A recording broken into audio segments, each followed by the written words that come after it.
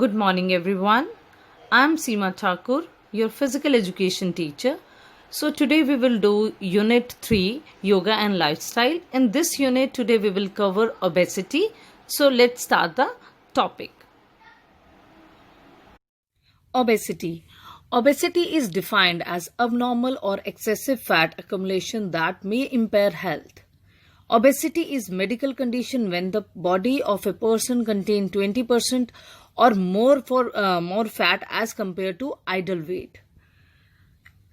दूसरे वर्ड्स में हम कह सकते हैं कि ओबेसिटी एक ऐसी मेडिकल कंडीशन होती है जिसमें बॉडी वेट पर्सन का जो है वो एक्सट्रीम लेवल में बढ़ जाता है. जब भी किसी पर्सन का बॉडी वेट उसके आइडल वेट से 20% ज्यादा हो जाता है तो उस कंडीशन को बेसिकली हम ओबेसिटी कहते हैं. ये प्रॉब्लम वर्ल्ड वाइड है और इसकी वजह से बहुत ज्यादा हेल्थ इश्यूज और हेल्थ प्रॉब्लम्स हो जाती हैं. स्पेशली यूएसए में तो ये भी कहा जाता है कि हर 5 में से 3% जो है वो ओबेस हैं. We will discuss causes of obesity. So first cause of obesity is imbalance between calories intake and calories expended. When your calories intake is more than the expenditure, you end up with gaining weight. It means जब भी आप अपनी diet में calories intake ज्यादा करते हैं as compare to physical work, तो ऐसी कंडीशन में पर्सन जो होता है उसके ओबेस होने के चांसेस बहुत ज्यादा बढ़ जाते हैं. इसका एक और एग्जांपल हम लॉकडाउन डेज का भी दे सकते हैं कि हर पर्सन जो है यहाँ पे सभी अपने घर पे बैठे हुए हैं, वर्क प्लेसेस पे नहीं जा रहे, जिम नहीं जा रहे, वॉक नहीं कर रहे.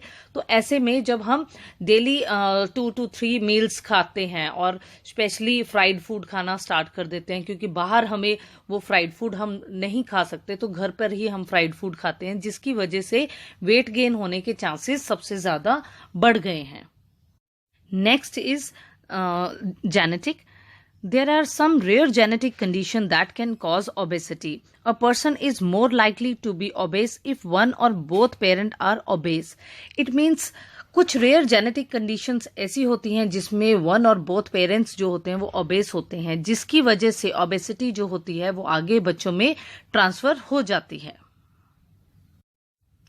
Added sugar. Scientists believe that excessive sugar intake may be one of the main cause of obesity. It means जब भी आप excessive sugar लेते हैं तो इससे आपका वेट गेन होने के चांसेस बहुत ज्यादा बढ़ जाते हैं, क्योंकि इससे बॉडी वेट बहुत जल्दी इंक्रीज करता है. Next is eating large amount of processed or fast food that high in fat and sugar. Eating out a lot, eating large portion that you need, drinking too many sugary drink etc. lead to obesity. It means जब भी आप अपनी भूख से ज्यादा खाना खाते हो, स्पेशली प्रोसेस्ड और फास्ट फूड जिसमें fat and sugar large amount में होता है, और आप पैक्ड जूस पीते हो या कोल्ड ड्रिंक पीते हो, तो आपको ओबेसिटी होने के चांसेस बहुत ज्यादा हो जाते हैं, क्योंकि इन सब चीजों में बहुत ही लार्ज अमाउंट में फैट एंड शुगर होता है और ये बहुत ही हाई कैलोरी फूड में काउंट किया जाता है. Next is pregnancy. Weight gain is common during pregnancy. Some women find this weight gain is difficult to lose after baby is born. This weight gain may contribute to development of obesity in women. Next is insulin. High insulin level and insulin resistance are linked to development of obesity. To lower insulin level, reduce your intake of refined carbs and eat more fibers. Next is lack of physical activity. Without activity, you don't burn as much calories and you need to have more exercise to burn excessive calories. जब भी आप physical work और कोई भी physical activity नहीं करते हो तो जो भी आप खाते हो वो कैलोरीज बर्न नहीं हो पाती और उसकी वजह से आपकी बॉडी में वो फैट बनकर जमा हो जाती है. इसीलिए फिजिकल वर्क आउट करना बहुत ही जरूरी है, physically. Next is psychological factor. Obesity and mental health are two medical conditions often said to be closely related. Under stress circumstances, individual may be prompted to eat by their emotions rather than actual feeling of hunger. This type of behavior is often referred to emotional eating, which can lead to obesity. Obesity और mental health ये दोनों medical condition हैं और बहुत ही closely related हैं. जैसा कि ज्यादातर देखा गया है, जब भी कोई पर्सन अंडर स्ट्रेस कंडीशन में होता है तो वो बिना बात के ही कुछ ना कुछ खाता रहता है, उसे भूख बहुत ज्यादा लगती है और पर्सन को इस तरह फील होता है कि जब तक वो नहीं खाएगा तब तक वो स्ट्रेस से बाहर नहीं आएगा। तो इस तरह के जो टाइप ऑफ बिहेवियर होता है उसको इमोशनल ईटिंग कहते हैं, जिसकी वजह से ओबेसिटी होने के चांसेस बहुत ज्यादा बढ़ जाते हैं। Next is family lifestyle. Not because of the genes we find the obesity run in the families, it also because of their lifestyle and the food they eat. We can notice that some countries such as USA have more obese people than other countries. This is because their culture and the lifestyle. इन सब के अलावा हम obesity जो है वो बहुत ज़्यादा जो है आप पर्सन के लाइफस्टाइल पे भी डिपेंड करती है। आप किस तरह का खाना खाते हो, किस तरह के लाइफस्टाइल को फॉलो करते हो, आप हेल्दी लाइफस्टाइल फॉलो करते हो या अनहेल्दी लाइफस्टाइल फॉलो करते हो, जैसे कि जंक फूड खाना, गाड़ियों में घूमना या टोटली सर्वेंट्स पे डिपेंड रहना। इन सब की वजह से भी ओबेसिटी होने के चांसेस बहुत ज़्यादा होते हैं। जैसा कि फर्स्ट स्लाइड में भी मैंने आपको बताया था कि यूएसए में रिसर्च की गई है कि यूएसए में हर 5 में से 3% जो हैं वो ओबेस हैं। उसका मेन रीज़न क्या है कि वहाँ का लाइफस्टाइल और वहाँ के ईटिंग हैबिट्स, जिसकी वजह से ओबेसिटी होने के चांसेस सबसे ज़्यादा बढ़ जाते हैं। Is lack of sleep. This causes disturbance in the body hormones and increase the appetite. You also may crave to high calorie food. It means जब भी आप कोई फिजिकल वर्कआउट नहीं करते या कोई भी फिजिकल एक्टिविटी नहीं करते हो तो इससे जो भी आप फूड खाते हो उसकी जितनी भी कैलोरीज होती हैं वो बर्न नहीं हो पाती और आपकी बॉडी में एज ए फैट बनकर जमा हो जाती है।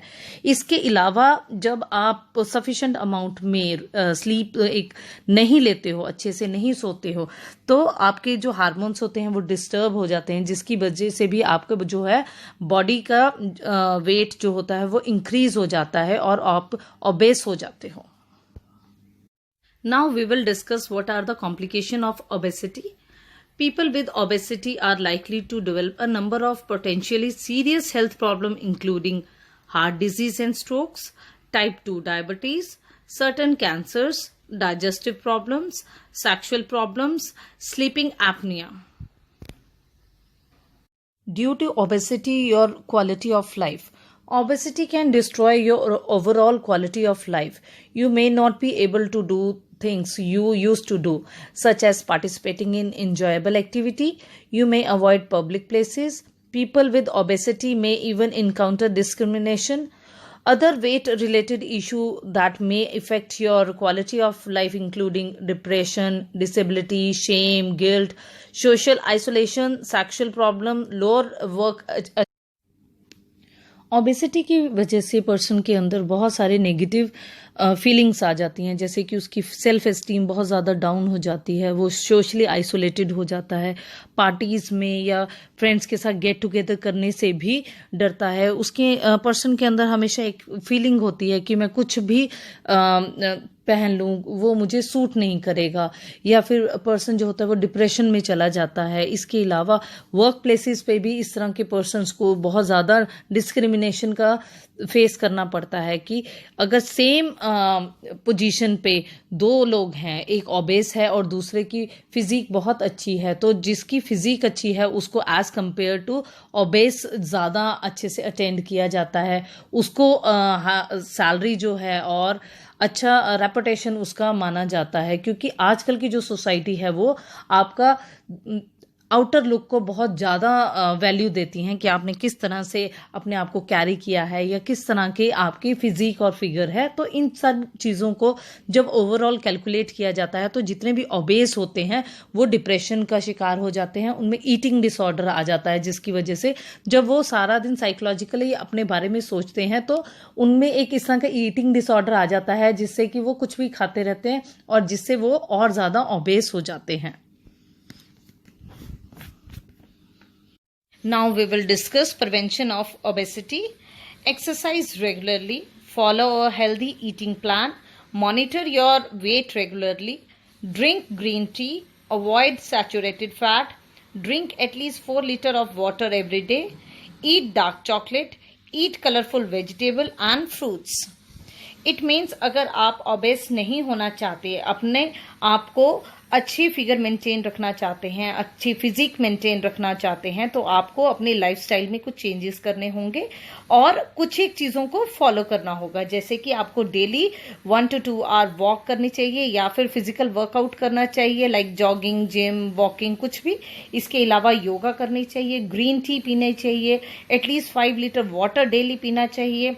इसके अलावा जो पर्सन है उसको जंक फूड को बिल्कुल अवॉइड करना चाहिए, एडेड शुगर को अवॉइड करना चाहिए, और आपको अपनी डाइट में ग्रीन वेजिटेबल एंड फ्रूट्स को पक्का इंक्लूड करना चाहिए, जिससे कि, और फाइबर फ्रूट्स को, जिससे कि आपके बॉडी से ज़्यादा फैट्स जो है वो निकल सके और आपकी बॉडी अच्छी हो सके। So now we will discuss what is BMI. It is a measurement of body fat based on your weight in relation to your height. It is more an indicator than a direct measurement of a person's total body fat. As the BMI score increase, so does the person's total body fat also increase. This is the formula of body mass index, how you will calculate your BMI. It's weight in kilogram and height in meters. In this table, you can easily judge yourself. Suppose your BMI is below 18.5, then you are underweight. If it's 18.5 to 24.9, then you are normal. 25 to 29.9, then you are overweight. 30 to 34.9, obese 1, class 1 category. Then 35 to 39.9, obese class 2 category. But if you are 40 and higher than 40, then it's extreme obesity, means it's a class 3 obesity. Now we will discuss few asanas related with obesity. So now first of all we will discuss Vajrasana. This asana is a meditative posture. It is only asana which can be practiced immediately after eating meal. So now we will discuss some benefits. It strengthens your lower back, help in belly fat loss. It improve your digestive system. It strengthening your muscle of thigh and calf. It improve memory power. It reduce mental stress. It prevent hernia. It help in reducing hip fat, and it increase your blood circulation also, and keep the body and your mind calm and meditative. Now Trikonasana. In Sanskrit, Trikon word means triangle. In this asana, the body makes the shape of triangle, so it is called Trikonasana. Now we will discuss some benefits. Number 1, help in reducing excess fat around the waist. It increase your blood circulation, strengthening muscles of leg, knee, chest and arm. Help in strengthening up the muscle of trunk, leg and hip. Helpful in improving the flexibility of spine. It help in relieving the pain in the neck and back. This is Hastottanasana. Hastottanasana is made of 3 words: Hasta, Uttana and Asana. Hasta means arm, Uttana means stretch up, and Asana means posture. In this posture, the arms are stretched upwards. So that's why this is called Hastottanasana. Now we will discuss some benefits. It relaxes the whole body. It improves your digestion. It increases your height. It increases the flexibility of spine. It relieves the muscular pain in neck, shoulder and arm. I hope in this video your all doubts are clear. So thank you so much for watching this video.